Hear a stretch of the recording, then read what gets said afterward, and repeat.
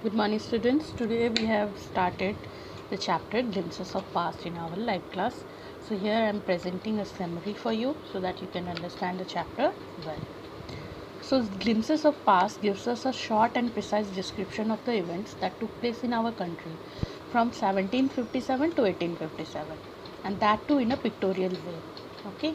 So it shows the incidents that led to the widespread revolts known as the First War of Independence. Okay, so let's start with the first page. In first page, as you can see, there's a picture at a function in Delhi, and there is a lady singing, "Oh my countrymen, let your eyes fill with tears as you recall the sacrifices of India's martyrs." And there is Jawaharlal Nehru, Lal Bahadur Shastri, and Indira Gandhi sitting, and half of the picture is of Jawaharlal Nehru thinking about all the martyrs who led to the independence of our country, starting from Mahatma Gandhi, Subhash Chandra Bose, Bhagat Singh, Lala Lajpat Rai, Bal Gangadhar Tilak, Jhansi Ki Rani, Bahadur Shah Zafar, and others also. So this picture is defining actually a function that took place in Delhi, and Lata Mangeshkar can be singing "Aay Mere Watan Ke Logo." Alongside her, Indira Gandhi, Pandit Jawaharlal Nehru, and Lal Bahadur Shastri can also be seen. Now moving on to the next page, here you can see it is written the company's conquest 1757 to 1849. Now company's conquest means conquests of British India Company. Okay, so in the year 1575, let me read it out to you first. With its superior weapons, the British India Company was extending its power in 18th century India. 1765. How India looks in 1765, you can see that at that time Bangladesh and Pakistan were also a part of India. And the yellow part of in the map shows the Indian prince, and the pink part of the map shows the British territory. Indian princes were short-sighted. That upstart Raja Ba called the English merchants, "They will help me to defeat him." The people had not peace due to such constant fight. So the ruler of India at that time, they used to fight with each other, and they used to take help of a British India Company merchant who had superior weapons than them to defeat their enemies, and in exchange of that help they used to get some kind of land from them. Okay, see the next picture.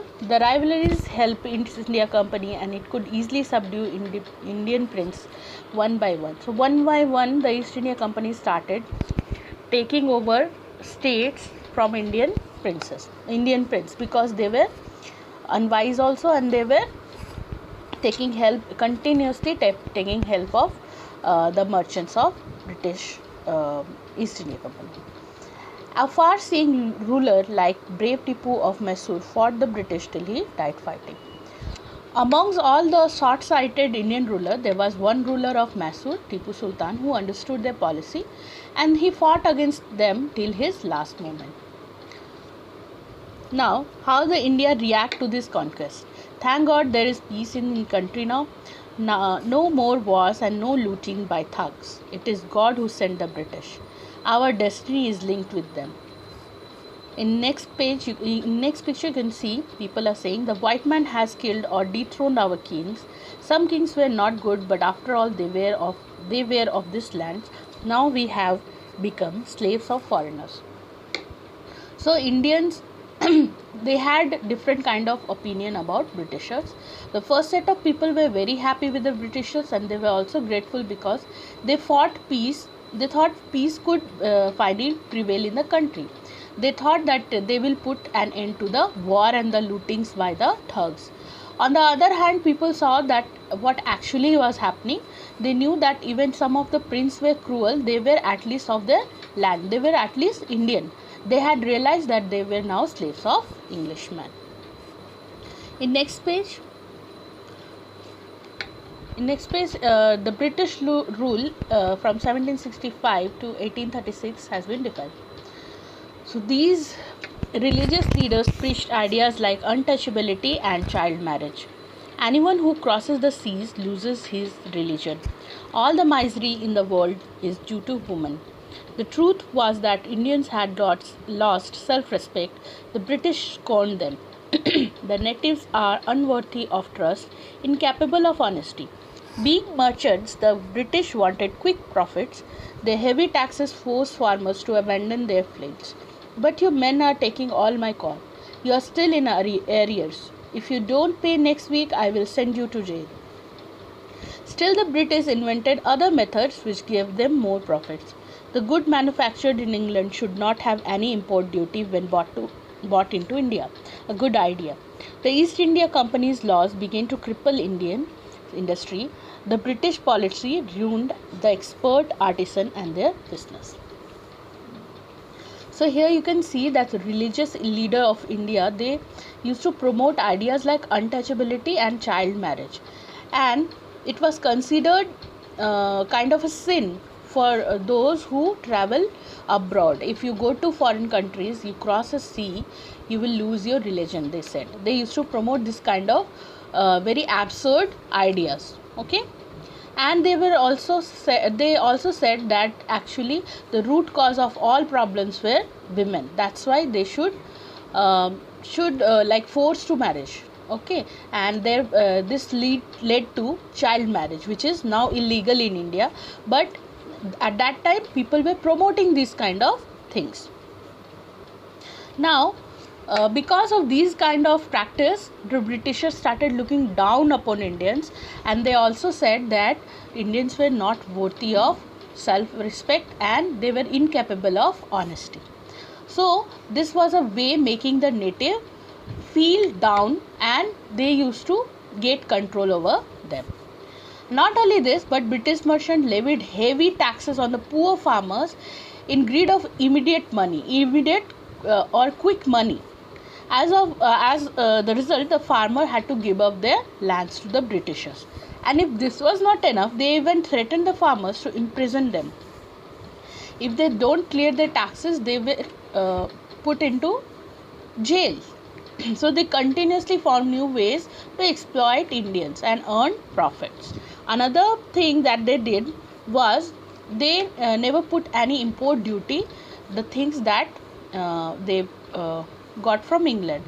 And when they were exporting something from India, it got heavily levied. Okay. So the whatever the England produce was, it was sold at a high price, and when Indian produce were taken away at a very much less cost. Okay, this increased poverty and the misery of the farmers. And not only this, such policies of British East India Company destroyed the Indian industry. Whatever small businesses and the artists were there in India were ruined by these laws. Okay, this resulted in famines on extreme scarcity of food, and it is said that approximately 15 lakh of Indians starved to death between 1822 to 1836. 15 lakh of Indians starved due to starvation. Okay, due to lack of food, and they died. Now next page. Race page shows us the work of Raja Ram Mohan Roy. So Ram Mohan Roy, a learned man from Bengal, understood what was wrong with the country. Let us not despise ourselves. Our ancient culture is great, and we are capable of greater achievements. We must reform our society. Superstitions have been ruining us. He told his wife Uma, cows are different colors, but the color of their milk is the same. Different teachers have different opinions, but the essence of every religion is the same. He was attracted by science and modern knowledge. Knowledge should be practical and scientific. He crossed the seas and went to England to see what made the British powerful. We accept you as rulers, and you must accept us as subjects. But you must remember that a ruler owes to his subject. Remember the responsibility a ruler owes to his subject. Raja Ram Mohan Roy was a first person who realized that there was something wrong with our country, and he was a very well educated man, and he was from Bengal, and he believed that Indian must not consider themselves lower than the Britishers, and they should not look down upon themselves. He also believed that our ancient culture was great, and he started a new kind of society that is called Brahmo Samaj. He considered that the superstitions that were prevailing at that time in our society should be abolished because it was the root cause of the problems. Once, when he was having a conversation with his wife, he told her that cows are different colors, but the color of their milk is the same. This means that different teachers might have different opinions, but the essence of each religion is the same. Each and every religion teaches the same thing. He took keen interest in science and modern knowledge. According to him, the knowledge should be practical and scientific. He even published newspaper also, but the Britishers stopped it because they were suspicious about his newspaper in 1823. And he was very curious to know what made the British so powerful. So he crossed the seas and traveled to England, and there when he reached to England, he told Britishers that we accept, as a nation, we accept their rule, but they also must look at us as a subject, and they should also not forget their responsibility and duty towards the subject. And Raja Ram Mohan Roy is also known for his effort to abolish child marriage and practice of sati pratha. He was the first of the person who did that. Okay, see the next page. Operations 1765 to 1835. Operations means unjust treatment. Okay, unjust treatment, cruel or unjust treatment. So the British continued to oppress Indians. In 1818, they had passed Regulation 3rd. Under it, an Indian could be jailed without trial in a court. All the time, British officers in India drew big salaries and also made fortunes in private business. By 1829, Britain was exporting British goods worth 7 crore rupees to India. The British prospered on the company's loot, while Indian industry began to die. Governor General Bentinck reported back home the bones of cotton weavers are bleaching the plains of India. So here we can see that British continue to find new ways to bring misery and suffering to the Indians. They passed some unfair regulation or laws that kept them at an advantage, like Regulation 3. Here it is mentioned that in 1818 they passed a new law which is called Regulation 3, and under which an Indian could be jailed without a proper trial in the court. They can be jailed without proving their innocence. Okay, so as they continue to suppress the Indians, they created all sort of favorable incidents that favor them only, to uplift their officers also, and they drew large amount of salaries, and they earned a lot of money by doing private business in India. And the Britishers were exporting goods from Britain for approximately worth of 7 crore rupees. They were bringing produce from Britain and they were selling it to India. As a result, the Britishers grew richer and the Indians were poor.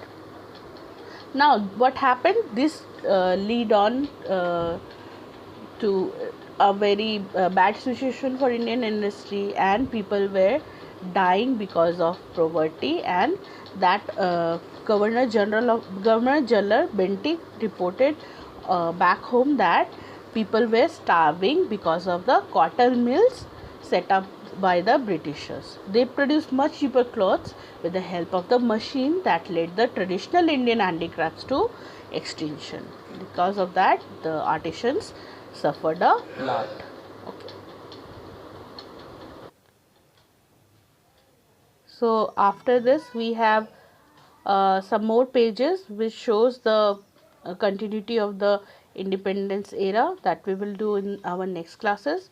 What you have to do, I am sending the hard words, the word meanings with this video, which you will write in your copy, in your reader copy, and you will also read out the last, because today I have done some reading in the class and it was very poor. You will read out the chapter in your home also. That you will do. Okay, so that's it for today. Thank you.